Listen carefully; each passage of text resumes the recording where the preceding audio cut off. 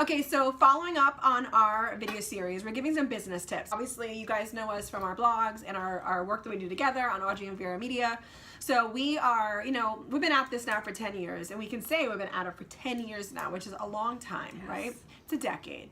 So very good, right? Yeah, you thought I might say century, so fast. Right? It's a you decade. Did that so fast. There was a split second in my head. I was hoping decade was 10 years. But. So we've been at this for a decade. And one thing that Vera and I have been doing since we partnered up together is we started creating decks, or you could also call them proposals or pitches of stuff that we're working on to send out to other brands or PR companies, just so that they know what it is that we have going, that we need some sponsors for certain things, or we need a partner for a certain activation. A lot of the times we get questions from other bloggers, what's a deck, what's a proposal, how do I put it together, what do I put on it, how much do I put on it, do I put fees on it? So we're going to walk you through really quickly what we usually include on our decks. Now there's two schools of thought when it comes to deck. There's one that is completely bare bones, no imagery, no color. Here's everything you need to know on a one sheet, right. Giving it to you all nice and simple. And then there's the slightly more elaborate 3 or 4 pager images, color, almost like a PowerPoint presentation. Yeah, truly. Visually to draw you in, sort of story. Right. We're more of the storytellers. Right. So when we do decks, we lean more towards the visuals. So right. we take a little bit of time and we create a story that is as to why we want them to partner with us. Yes, it's more like we want to capture you into this vibe, like our vibe about right. why us. It's not only the event, it's us. Right. Why do you want to work with us? And I think that's something that you need to bring across with your deck. Right. You're not only selling a Twitter party or an event, you're selling yourself. Selling you. Why you? Why right. should they work with you when there's 1,000 other people that can do Twitter parties? And you need maybe a little bit more than a one sheet to, right. to tell that story. And don't make it 10 pages. I mean, no. we talked to a lot of PR girls and guys who have said, if we get something that's super duper long, right.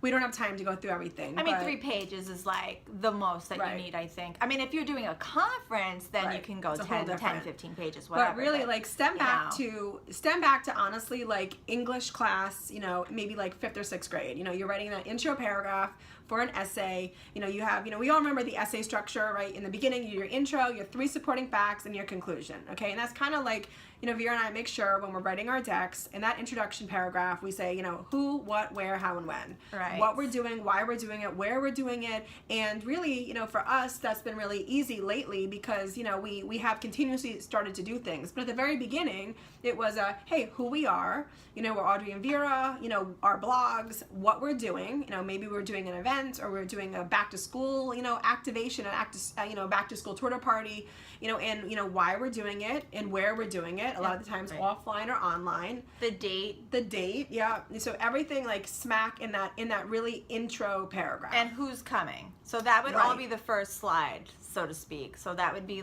who's coming, who we are, where is it going to be, what right. time is it, and truly what is the it? Nuts and the bolts. Right. And Vera had a great point before. We are very visual, so now we have our own logo. We'll always include, Vera and I, we invested, which we think people should, in professional headshots for each other and together, and we always make sure we include that because a lot of the times too, you want to make sure people know, what you look like, what you offer. This is the person behind the blog. Much like it's really exciting actually meeting people behind a brand, the founders of a company, that to me is always, it's easier to put a face to something. So it is important to have that imagery so people know who they're going to be working with. So that's always page 1. Yeah, page 2 is more about the fee and what you receive because of from that fee. So right. sponsorship levels. Right. So if there is a title sponsor, that would get its own page. Right. And then if there's general sponsorships, then that would get a secondary page. But if there's one sponsor level, then that would be the entire second page,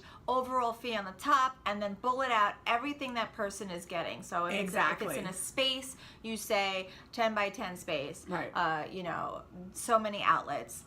you're getting this many tables, you're getting access to this many people, and this is for an event. If it's an online event, you give that online detail as well. Like if we're doing like a Twitter party, usually Vera and I will put, you know who we're targeting, what the hashtag is going to be, what we'd like it to be. If we're doing a back to school one, we always say our stats too for like, again, a Twitter party, so people know, the point is that this is trying to say why somebody should invest in you, why someone should partner with you, and you want to give them your all-star sheet. This is the best of the best, why you think they should. So make sure all of that is outlined on that second page. And then also what on that page we also show them what we expect of them. Right. So if it's an point. event, we say you have to supply us 150 products for the gift bag. If it's a Twitter party, we say you have to supply and ship X amount of prizes for the gift for the Twitter party winners, or whatever the story is. So it's what we're giving you and then what you're giving us, page 2. Right. And then page 3, I feel like, is the final page, and that's where we show